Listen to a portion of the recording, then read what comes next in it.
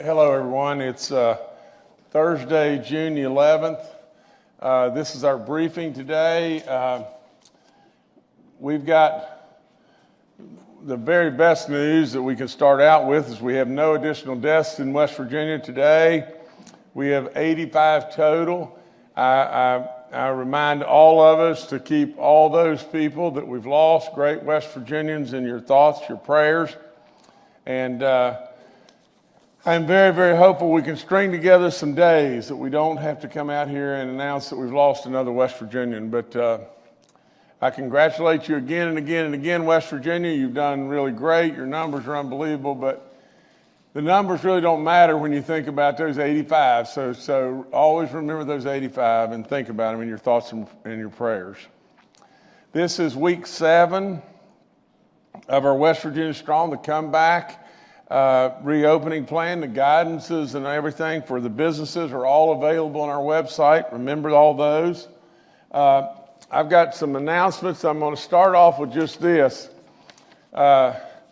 Yesterday, our board of directors at the West Virginia Board of Directors of the State Fair of West Virginia, the board of directors voted to move forward with having the State Fair in West Virginia.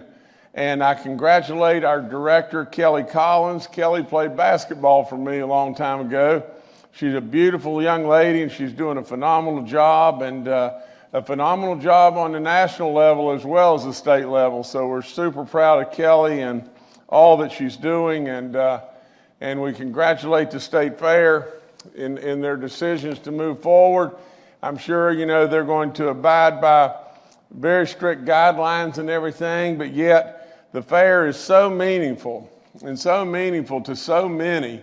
I especially encourage all of you that don't know all the fabulous things that go on at the fair to go. I mean, the State Fair is a phenomenal event, and it's a celebration of West Virginia. So as well as our other fairs and festivals, support them, be smart, wear your mask, if you choose to do so and everything. Stay a social distance and everything. And absolutely, I would highly encourage you to go to the State Fair. The other thing I would really encourage you to do is just this. Through 4-H and whatever, you've got all kinds of kids that are, 8 years old or whatever, all the way up through high school, or maybe even a little after high school. But what they do is they raise their show animals, and then they show them. And then at the event at the State Fair, they sell those animals, and it is a fundraising effort for those kids. Many of those kids use those dollars to pay for their college education as they go through, because every year they're basically taking an animal and bringing it and showing it and everything, and then moving on to something else. But they show their pigs, their hogs, their goats, their sheep, and their cattle, and so and it is. It's really, really amazing what they do. Those kids work really, really, really hard, and all the people that are there supporting them and helping them and everything. And so, like I said, if you could show up there and bid on their animals, they have a live auction and everything. It's exciting for those kids, and those kids need your support, and they come from all over the state. I had the opportunity to be there an awful lot and everything, way before I took this job as the governor, or was honored by, you putting me in this job. So with all that being said, think about those kids, think about, this great event and everything, and it tickles me to see that the board decided to move forward, and I'm sure they'll do it in a safe manner, and it's a big event for West Virginia. It's from August the 13th to the 22nd, and so, go to the State Fair. It's a good thing. I want to read to you this, and this is in regard to our state employees, but I am proud through this pandemic that our state government has continued to function and serve West Virginians as well as they have done with this very, very, very essential service.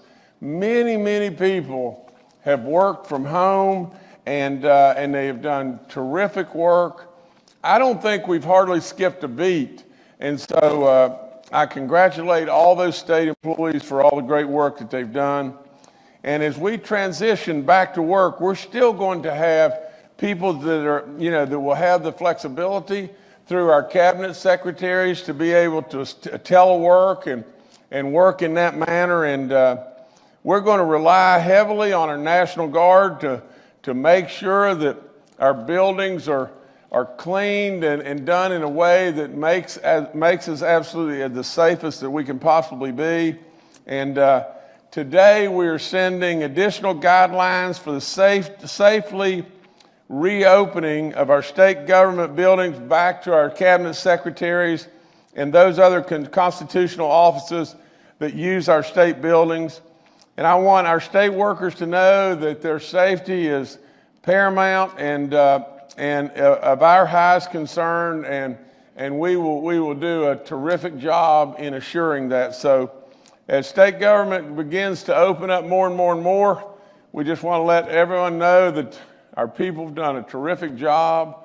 They've kept us running in the most essential way. They've kept our government up and going, and we congratulate them on that. As we bring them back, we just want them to feel like we're bringing them back in a very, very safe atmosphere. And so we look to have them back, and that we'll be moving forward on that.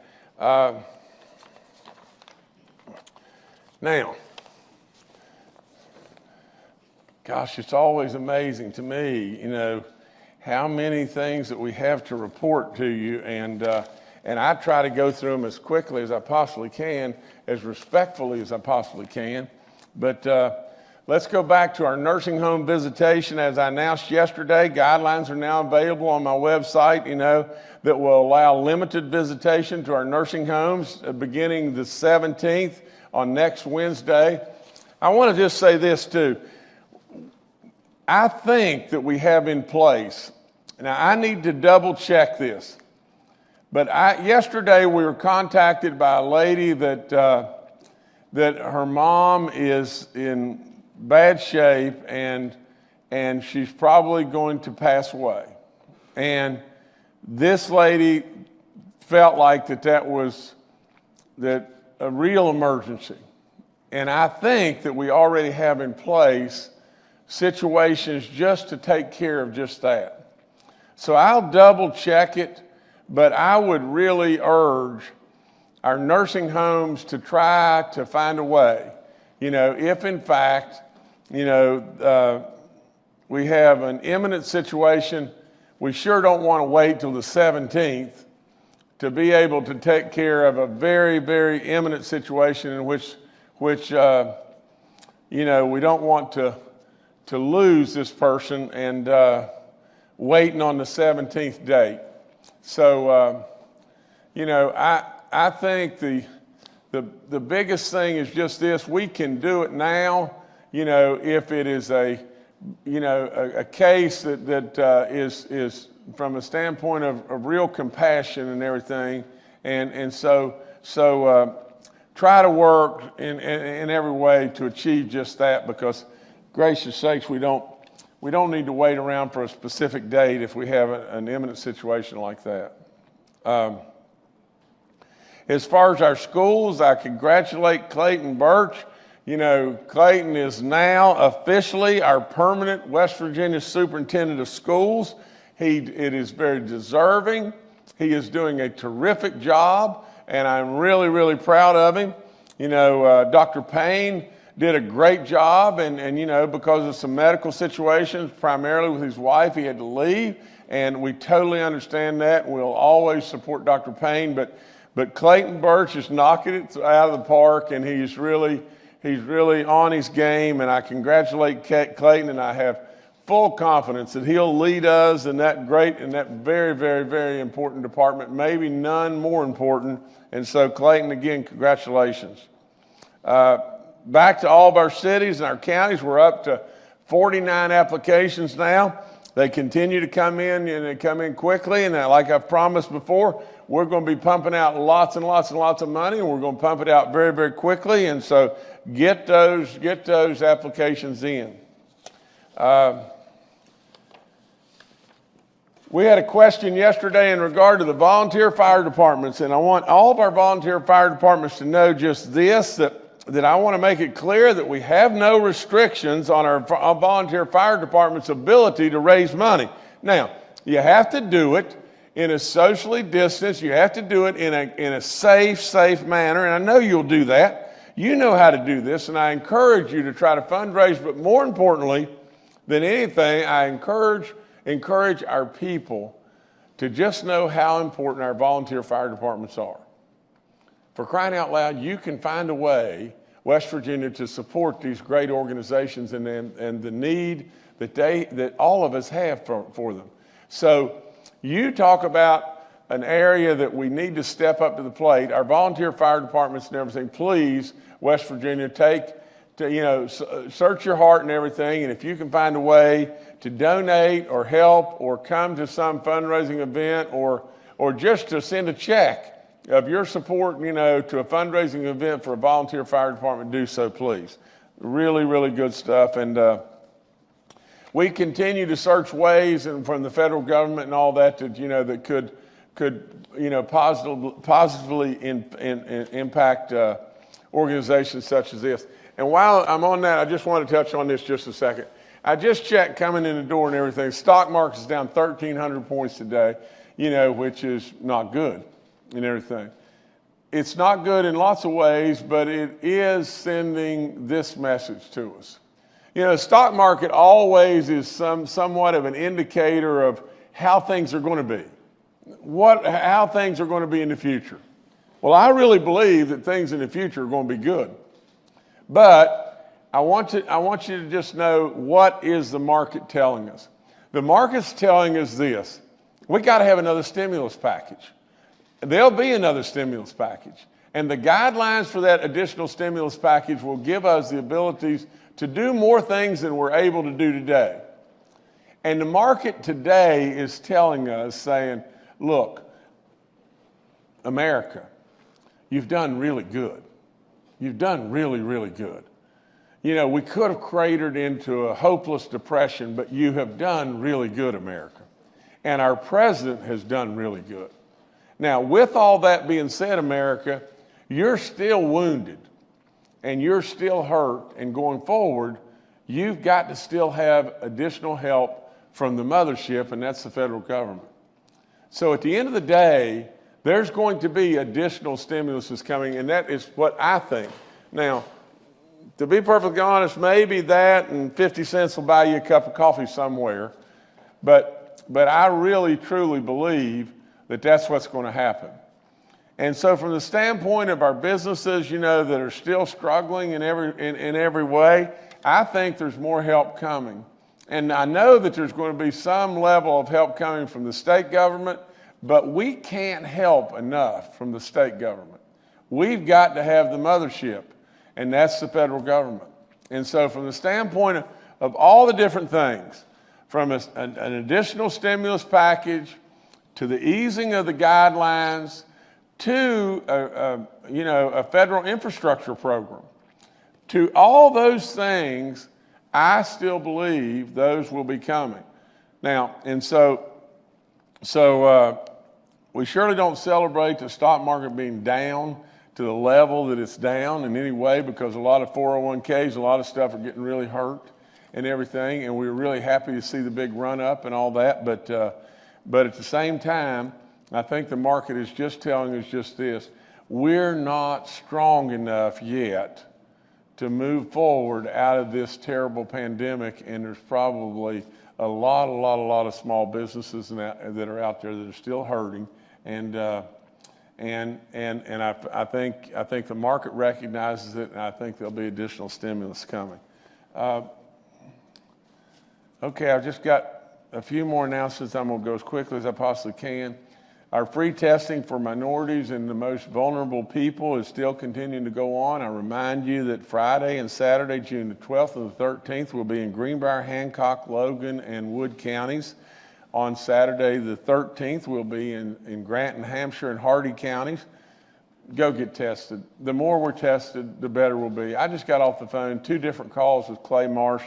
Clay Marsh is such a superstar. It is amazing. I mean, he's just unbelievable, But over and over and over, Clay says one thing: the more we test, the more information we have. The more we test, the more knowledge we have. The more we test, absolutely, the better we can be to protect you. And so go get tested. Please do that. On a jails update, we're still on track to complete everything on June the 12th with all of our additional testing. There are now a total of 9 active COVID-19 cases at 5 jails and 2 prisons. Now, the great part about that is this: we hoped there was 0, but we've tested now in excess of 9,000 inmates and employees at those institutions. What we have been able to do is isolate individuals that could have contaminated many.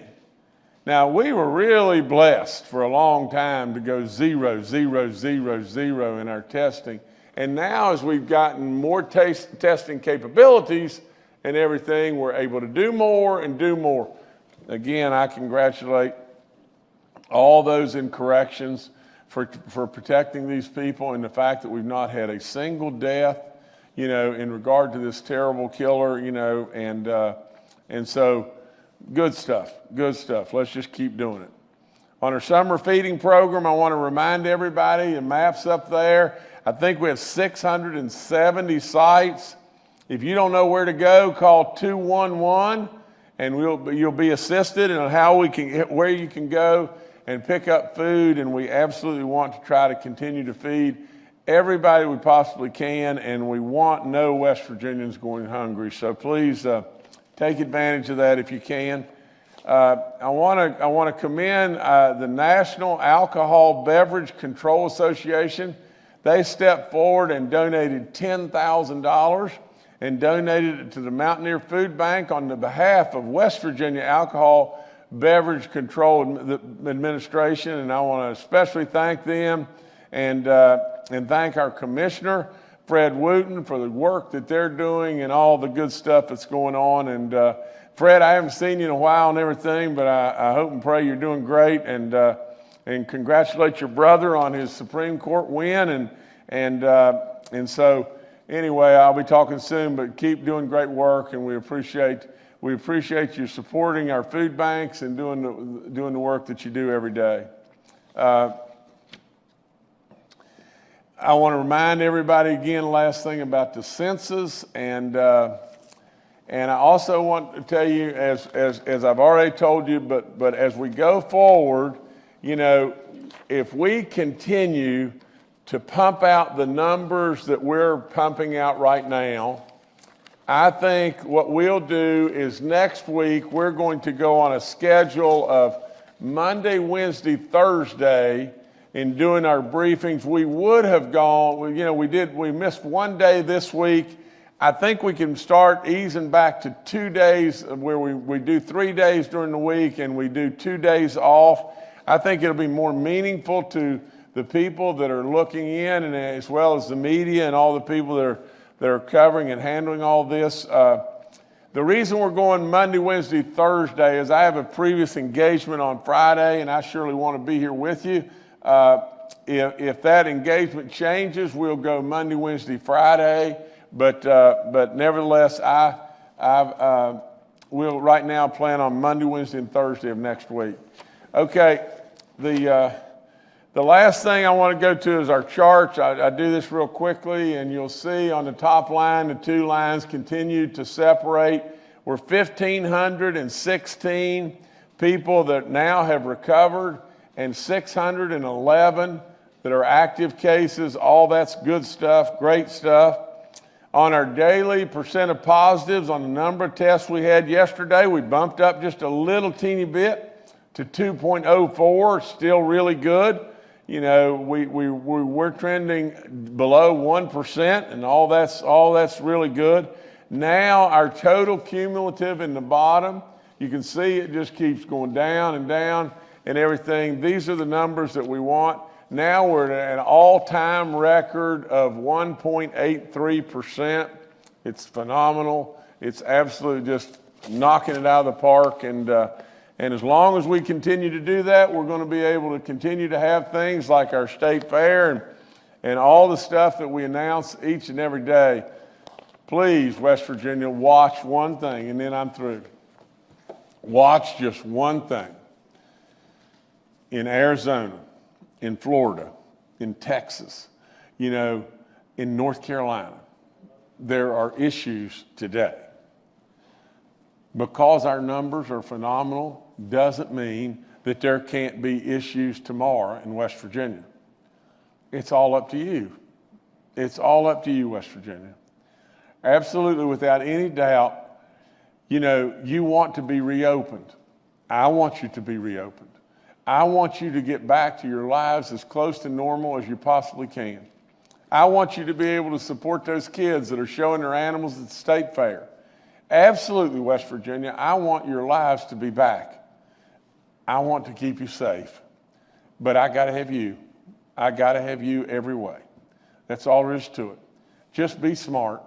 Just continue to show the world the miracle that's happened in West Virginia. The numbers continue to be great and even greater. But absolutely, it's all up to you. Wear your mask when you go outside as best you possibly can. Protect yourself. If you protect yourself, you'll protect others. Just keep doing it, West Virginia. Really, really proud of you. That's all I got today. Thank you. All right, thank you, Governor. Let's now go to Dr. Clay Marsh, our coronavirus czar. Well, good afternoon. I have just a few things I'd like to share. First of all, is just to reinforce what the governor just finished saying, that we know that 19 states are seeing an increase in the number of COVID cases. 9 states of those 19 have seen an increase in the number of hospitalizations. One state, Arizona, has activated their emergency response plan because they see over 75% of their ventilator beds taken up now, and so they're worried about the surge. And although we have been very much on top of our game and have not seen a surge on the first time with the COVID pandemic, that we know today, as we come back out again, that we, like every other state, is at risk of seeing that spread increase. And to that end, I want to let people know that we continue to follow some of these vital statistics, these numbers, as the governor said, and we are following the reproduction rate, what we've talked about, the R0, which is a number that we're following. When we look at the national assessment, we're at 0.89, which is trending in the right direction. When we look at our own internal assessment, that we're even better. We're about 0.6 or so. Part of the issue, though, instead of looking today at the state as just a single whole, we're starting to look at the state as counties and areas. And what we're starting to see is there's certain areas that have an increase in their R values. And as we see those R values go up, certainly working with DHHR, with Secretary Crouch and Commissioner Slimp and Deputy Secretary Samples, we are now starting to look at targeting some of the assessment, working with local health departments and county health officers to try to do more testing in some of these areas. And certainly as we've said, we've looked at areas at risk nationally, nursing homes, congregate settings like corrections facilities, certainly with vulnerable populations like the African American population and others. But today we're seeing that there is a creeping up of that R reproductive value in our southern counties. And so we really want to increase testing there just to sample and understand what's going on. As we've talked about, the number of people that can spread very rapidly is small, the super spreaders. So we want to make sure that we are assessing these areas, biopsying in some ways, just to sample to see what's going on in those areas. And if we find people that are positive, then we want to make sure that we are identifying them and doing that very effective and rapid case investigation and contact tracing, which our public health people are doing a great job of. Now, one thing that came up this morning when it came to testing is how should we be testing? And some people have communicated that they believe that doing the very deep nasopharyngeal swabs are a much preferred way to test versus the very much shorter nasal swabs. But it turns out that they're both actually equally as good and effective. If you have COVID infection, we will pick it up via both ways.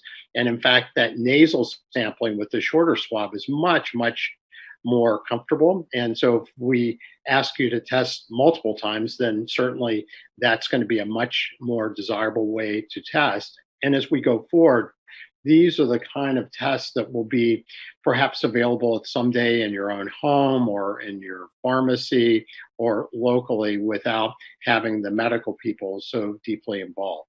So we would encourage you to feel very safe and comfortable being tested by this nasal swab approach versus the very deep nasopharyngeal swab, because they are equal in the eyes of all of our governing bodies, including the Centers for Disease Control, the Federal Drug Administration, and others. So I agree with the governor. My final plea to you, though, is there's a new article that came out in Lancet, which is the most sophisticated assessment of all the studies that have been done around spread of coronaviruses, SARS, MERS. SARS is the virus that happened before the COVID. MERS is a second infection that happened in Asia and some of the Middle Eastern countries. That's another type of coronavirus, and then COVID. And the study, which was actually done by the World Health Organization, that's had some different thoughts about masks and all this, basically found that masks were very, very important to reduce viral spread, as is distancing. And the more you distance, the better the impact you get. But as we've said, 6 feet of distancing is very protective. With a mask, even more protective. And they added that wearing eyewear to protect your eyes is perhaps important as well, and reinforce the idea about washing your hands and keeping your hands clean. As we've said, in countries that do this, there's been very, very much reduced death from COVID infection. And certainly we are so proud of you, West Virginia, but want to make sure that we're all safe and we protect each other and we protect our great state as this goes forward. Thank you, Dr. Marsh. Once again, we're holding today's briefing with media members joining us virtually to practice good social distancing. Also want to point out that Major General Hoyer from the West Virginia National Guard and Secretary Bill Crouch and Dr. Kathy Slimp are joining us virtually and are available for questions. The first questioner we have today is Charles Young with WV News. Hi, Governor. This is Charles Young with WV News. I want to go back to you encouraging folks to go to the state fair. I know it was just a couple weeks ago there was some concern raised about a livestock auction that had 700 people at it. The state fair usually draws thousands of people at a time. Could you talk about kind of squaring those two things?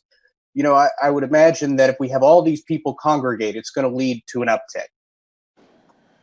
Right, Charles. The whole key to everything is social distancing. That's the whole key. When it really boiled down to it, and I don't think it was the Jackson County livestock auction, but it was in Jackson County, and there was a building, a relatively small building, and people were really jammed into the building. 700 or so people into that building. I'm sure that the state fair is going to have guidelines all set as we're going to give them that basically is going to enable those kids to have their livestock auction or whatever like that. It's a pretty good sized building, but we're not going to be able to have 700 or 1,000 people jammed into that building where and everybody is just going to have to just do this. Just look out after yourself as best you can. abide by the guidelines and social distance and everything. And I'm sure the guidelines we're giving and that the state fair is giving are going to be the very best that we can possibly do. You know, it's not perfect. We know it's not perfect. You know, if we wanted it to be as perfect as we could be, then what we'd all do is lock ourselves down and all stay at the house. You know, and that way it would be better, but it still wouldn't be perfect even in that way. And so with all that being said, we're reopening, we're watching the numbers like a hawk every single minute and everything. And the numbers tell us we can continue to move forward. And so as we're there, you know, the social distancing is the whole key. Thank you, Charles. Next, we'll go to Steve Adams with Ogden Newspapers.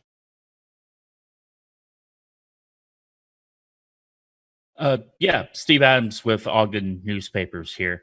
I didn't hear a timetable for when state employees would be allowed to start heading back into state offices. Obviously you're putting out the guidance for cabinet secretaries and whatnot. When are we looking at for that to start happening? Next week? What's the timetable? Thank you.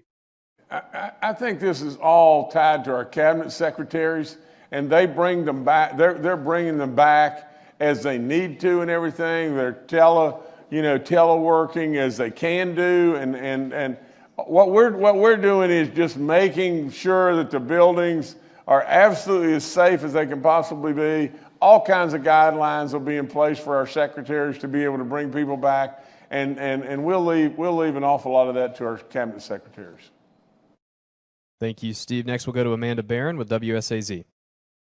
Hi, everyone. Amanda Barron with WSAZ. I know that we're still at the very beginning of this reopening and things like that, but I got a question from a restaurant owner wanting to know when or how they'll know when it's okay for their employees not to wear masks. Some of their work is outside, as you know, with outdoor dining. It's hot, it's stuffy, and they're just wondering, you know, when will that end, or when will they know? Will they get a directive from you?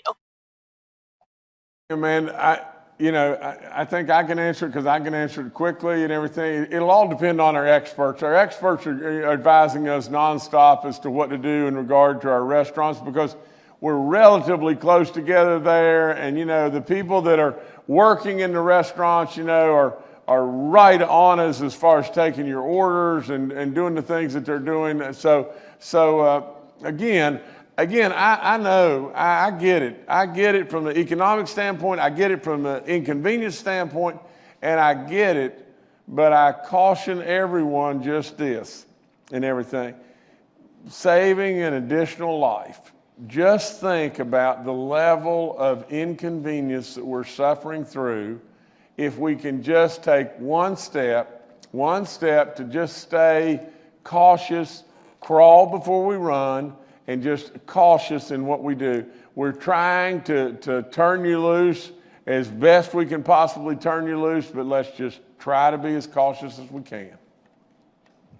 All right, thank you, Amanda. Next, we'll go to Mark Curtis with Nexstar Media. Governor, good afternoon, Governor, and everyone else. I know you mentioned the need for another stimulus package and your expectation one would be coming from Washington. This morning at a press briefing, Senator Manchin expressed some concerns about one aspect of that, and that's the possible extension of the extra $600 per week in unemployment benefits. He's hearing, and we're hearing, that a lot of employees aren't going back to work because they can make more by keeping that $600 every week. This is especially true for restaurant employees, then go back to the job. So would you favor keeping that $600 a week extension, or is that something that should be looked at if it's really causing people not to go back to work? Well, Mark, I don't dodge any question, but in this situation, really and truly, that's not going to be in my pay grade. At the end of the day, that's going to be a decision that's going to be, it's going to be decided on the federal level. It's absolutely, you're exactly right in the fact that there are people that are out there that are getting at $600, and it's more money for them to not work than to go to work, But I would encourage everybody just this. We don't need to try to beat the system. At the end of the day, our federal government is stepping up in every way to help you and to bridge you. And we're trying, and America is being at its best today. So is the state, and so am I, and we're being at our very best. And so I would encourage you in every way to go back to work, but at the same time, I don't know the specifics of what's going on in your household and everything else like that. And so all I can say is, I am sympathetic to everybody's situation, but at the same time, we don't need to be trying to beat the system and everything. And from the standpoint of, the way our federal government's handling this, I surely understand the concerns and the issues, but we need to get back to work. All right, thank you, Mark. Next, we'll go to Glennis Board with West Virginia Public Broadcasting. Hi, good afternoon, Glennis Board with West Virginia Public Broadcasting. Governor, I'm curious about ongoing protests. Given the pandemic, are you prepared to take any additional actions, or have you already taken any additional actions to address people meeting in public here in West Virginia or outside of the state? Okay, now somebody help me, because it was really muffled, but somebody help me with the question. Repeat. First, people are what? Meeting, like the protesters are meeting, after we're going to take any other action. Was the question, are we prepared to take additional action because of people, expressing their right of freedom of speech and protesting and not following guidelines or whatever? Was that the question? Yeah, I'm curious to know if there have been any additional steps taken, or if you're curious, or if you've taken any steps outside of the state as well to address protesting in the pandemic. Well, there's absolutely been no additional steps that have been taken as far as restricting people to express their views and their frustration and their right to freedom of speech. There's absolutely not been anything. In fact, I encourage in every way, because it really moves people, and it makes us think of better ways. But from the standpoint of the only thing I would say to you is freedom of speech. Is freedom of speech essential? You're dadgum right. You're dadgum right, it's essential. And so from that standpoint, the guidelines go away in a lot of ways when we call it essential, and absolutely freedom of speech is essential. And so now beyond that, I would encourage all those that are involved in whatever the protest may be, or the meeting or whatever like that, social distance, just be smart, and protect yourself and as very best you possibly can. Thank you, Glennis. Next, we'll go to Brad McElhenney with West Virginia Metro News. Hi, Governor. Hi, everyone. We know a little more about the recommendations to the state school board now. Sounds like it may be earlier than normal. Also sounds like it might not be 5 days a week. I wondered your impressions about how school may take shape next fall. Okay, normally I don't answer this many questions, but I'm going to continue to go. Brad, first and foremost, those people at our state Department of Ed and all the county superintendents and all the people that are involved in education, they're doing a heck of a job.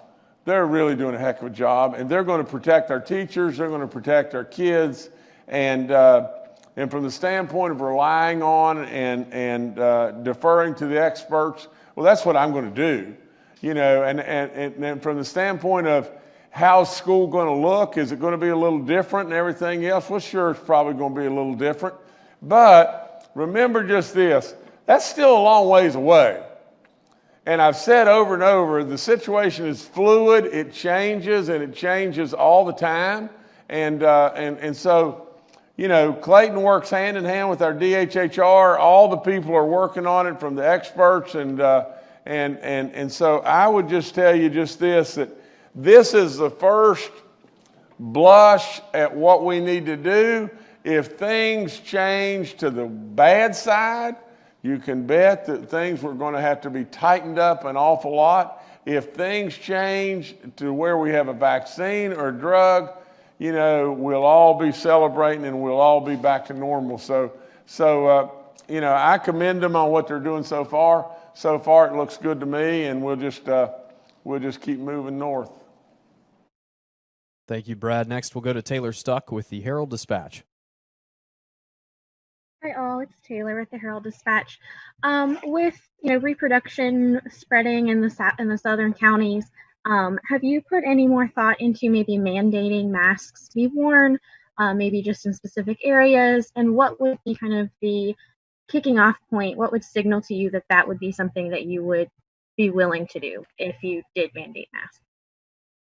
Okay, Taylor, I'm going to let Dr. Marsh answer this in the beginning. And Doc, if you could weigh in, or Dr. Slimp, you know, maybe even Bill Crouch. I'll come back in on the tail end of it, but go ahead. So maybe I'll start and then I'll hand off the question. So it's an important question.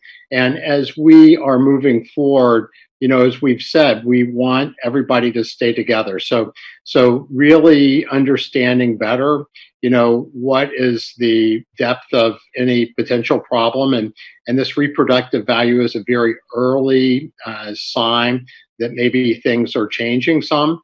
And so instead of us, you know, hitting the fire alarm, we are really now, you know, in working with Dr. Slimp and Secretary Crouch and our local health departments, trying to use these early signs so that we can then go and try to understand, you know, what is really the issue.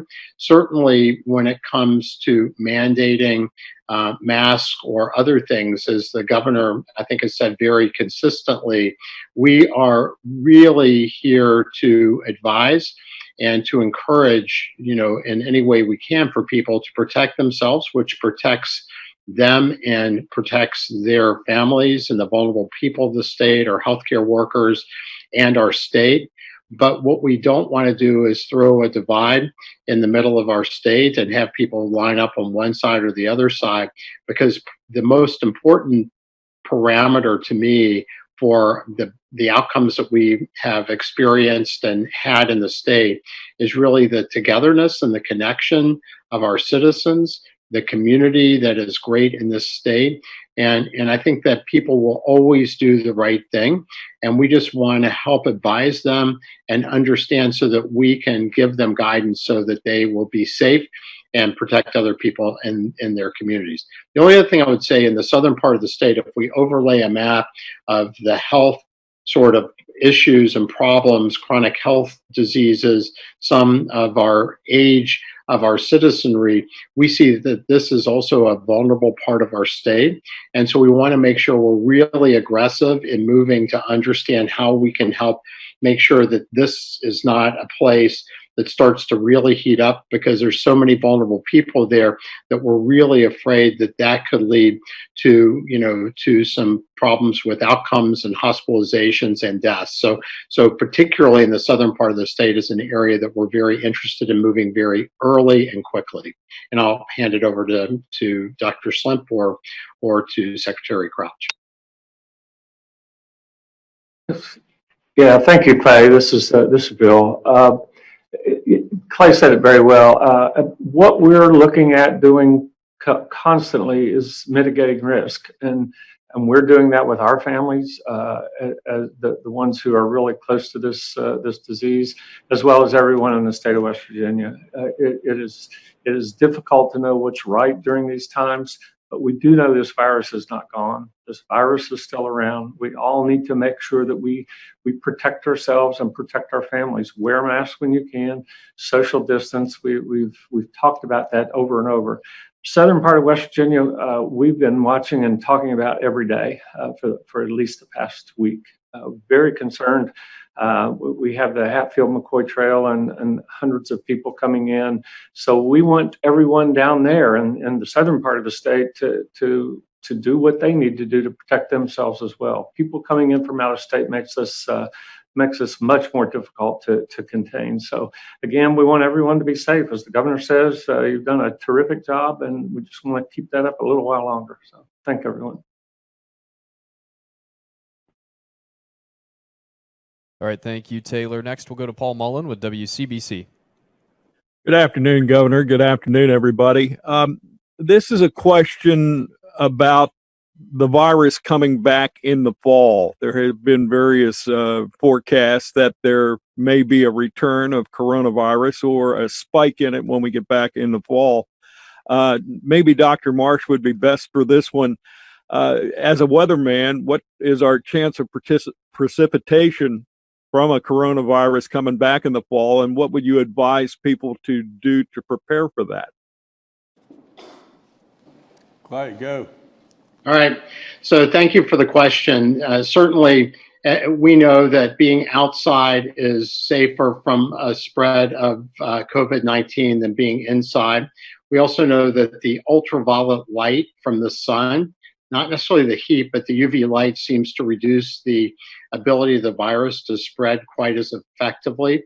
But as we've seen, 19 states, have demonstrated that the virus is still around and is going up in those states, and 9 states has shown that hospitalizations are going up even now. If we look at other parts of the country that are transitioning to a colder weather climate and look at countries like Brazil, Brazil's seen an amazing increase in the number of cases and now rates second in the world behind the US in the number of COVID positive people. So I think that we are at very great risk as a country and as a state as the weather turns and we become more inside based versus outside based, and as the UV light from the sun starts to fade some. So I think that's the reason why taking the precautions that the governor, that Secretary Crouch, that Dr. Slimp, that everybody, me, is trying to impart to be safe, which is really very simple. If we keep our distance from each other, we can still be around each other, but be a safe distance and wear a face covering or a mask and wash your hands. Then, as we've seen in Hong Kong, they kept their whole country absolutely open, never shut it down. And they've had 4 deaths so far, 4 deaths. In Sweden, a place that's about the same size, and even it's because Sweden's much bigger in the square mile area. There's fewer people per square mile in Sweden than Hong Kong, so Hong Kong should be much higher. Sweden is coming up on 5,000 deaths. So ultimately, by protecting ourselves and doing these very simple things consistently, all of us, then we will protect ourselves today and in the winter until we can get a vaccine or a drug treatment that starts to solve this problem in a more permanent way. All right, Governor, I'll turn it back to you. Okay, well, I've just got a couple of points here to make and everything, and I sound like a broken record just a bit. We don't have really too many records out now, but for those of you who've got a few gray hair and everything, you'll remember the records. And but here's the bottom line, the whole thing. Everybody's got to know there's no perfect solution here. There's not. As we open up the next level of things, it is more exposure. We know that. And we know that this virus is right here with us right now. And all I can possibly tell you is just this. There is no playbook. There's no perfect playbook. We all know we got to go back to work. We all know we got to reopen. We all want that in every way. And all we continue to ask you is one thing, and that is please, please, please be safe, be smart, social distance, wear your mask, do the things that are going to protect you.